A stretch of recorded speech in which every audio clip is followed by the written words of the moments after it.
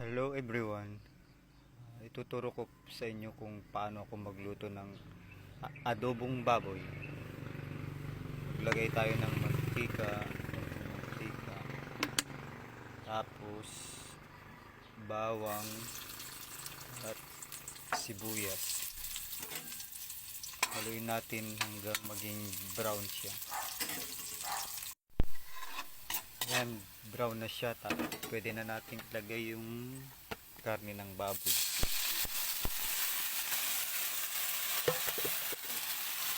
Igisa natin at pakuluan.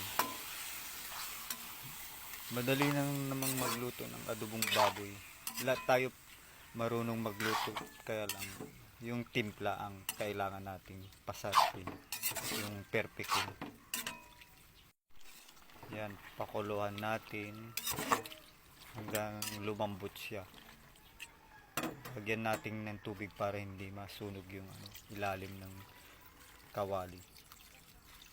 Yan, lagyan natin tubig para hanggang sa maluto siya, lumambot. Takpan natin para madali siyang lumambot.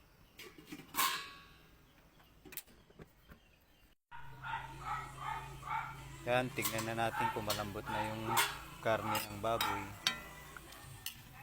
Yan, malambot na siya. Timpla na natin ng toyo. Yan. Tapos sabay na rin natin yung patatas hanggang maluto yung patatas. Tapos dagdagan na natin ng panimpla, konting betchin, tapos paminta. Tapos maglagay na lang natin ng asukal na brown. Yan, para mag-balance yung lasa ng alat sa katamis. Naglalagay din ako ng siling green para mabango siya. Kapag negosyo yung adobo, dagdagan ng sabaw. Kasi ako pag sa bahay lang walang sabaw, yung tuyot lang.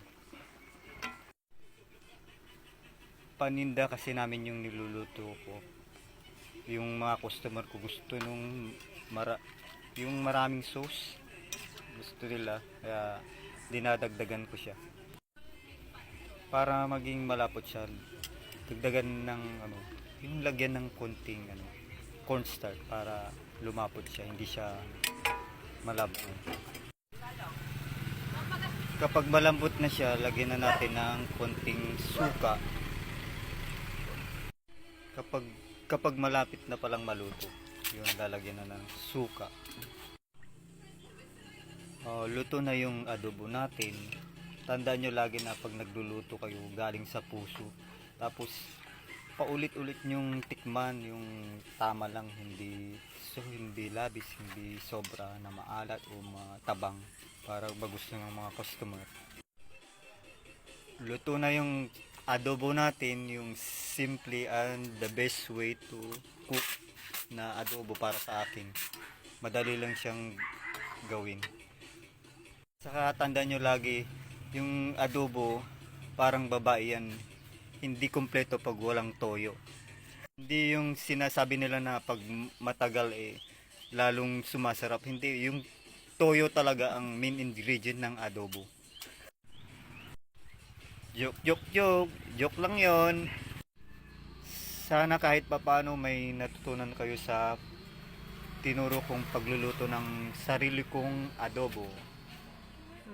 Maraming salamat po sa panonood. Hanggang sa huling pagtuturo ko ng pagluluto ng mga iba't ibang klase ng putahe. Thank you. Oops, hindi pa po tapos. Ito po yung version ko ng adobong baboy na walang sabaw. Yan. Yan, masarap, purong karne, wala siyang gulay. Ituturo ko sa inyo kung paano ko niluto ito sa susunod na post ko. Thank you.